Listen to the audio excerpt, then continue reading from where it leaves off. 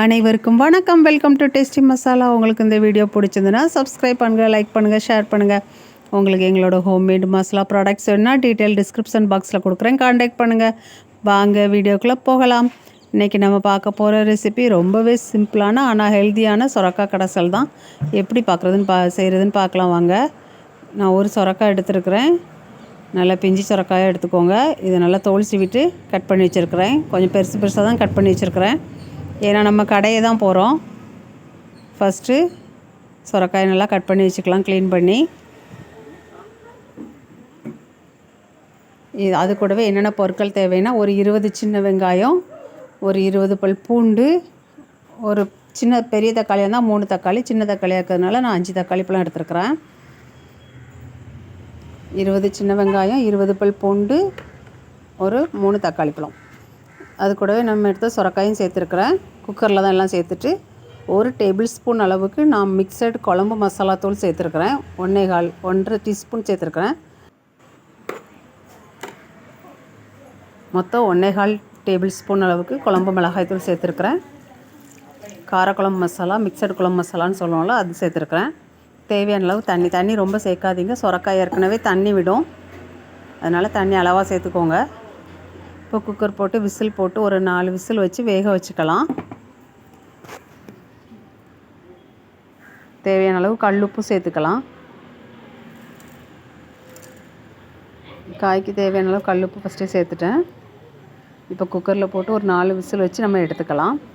இந்த அளவுக்கு நல்லா வெந்து வந்திருக்கு. இதை வச்சு ஒரு மத்து வச்சு நல்லா கடைஞ்சி எடுத்துக்கலாம். உங்களுக்கு அதிகமாக தண்ணி இருந்ததுன்னா இருத்துட்டு கூட மறுபடியும் சேர்த்துக்கோங்க. கடைஞ்சிட்டு நல்லா மசிய கடைஞ்சி எடுத்துக்கோங்க. ரொம்பவே சிம்பிளான ரெசிபி தான், ஆனால் டேஸ்ட்டு சூப்பராக இருக்கும். இந்த மாதிரி வந்திருக்கு. நம்ம இதுக்கு ஒரு தாளிப்பு கொடுக்க போகிறோம். தாளிப்பு உடகம் வச்சும் தாளிக்கலாம், இல்லைன்னாச்சுன்னா நான் தாளிக்கிற மாதிரி கடுகு வெங்காயம் போட்டு கூட தாளிச்சிக்கலாம். பாத்திரம் சூடாகட்டும், கொஞ்சம் எண்ணெய் சேர்த்துக்கோங்க. ரொம்பவே ஹெல்த்தியான ரெசிபி, டேஸ்ட்டும் சூப்பராக இருக்கும். கண்டிப்பாக ட்ரை பண்ணி பாருங்கள். சிம்பிளான ரெசிபி தான்.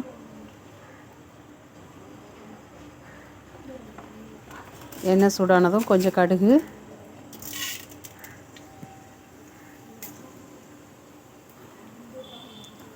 கடுகு உளுந்த பருப்பு கொஞ்சம் பொரிஞ்சு வரட்டும். இப்போ கட் பண்ணி வச்சுருக்க சின்ன வெங்காயம் கொஞ்சம் கோல்டன் ப்ரௌன் ஆகட்டும். சின்ன வெங்காயம் நல்லா கோல்டன் ப்ரௌன் ஆனதுமே 2 வரமிளகாய் சேர்த்துக்கலாம்.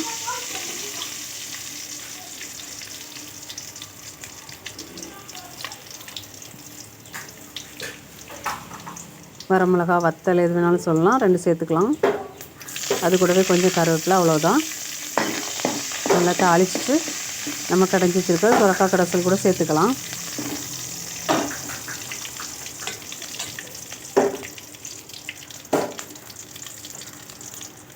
ரொம்பவே டேஸ்டியான எம்மியான சொரக்காய் கடைசல் ரெடி ஆகிட்டு, நீங்களும் ட்ரை பண்ணி பாருங்கள். ட்ரை பண்ணி பார்த்துட்டு டேஸ்ட் எப்படி இருந்துன்னு கமெண்ட்டில் சொல்லுங்கள். வீடியோ பார்த்த அனைவருக்கும் நன்றி. தேங்க்யூ.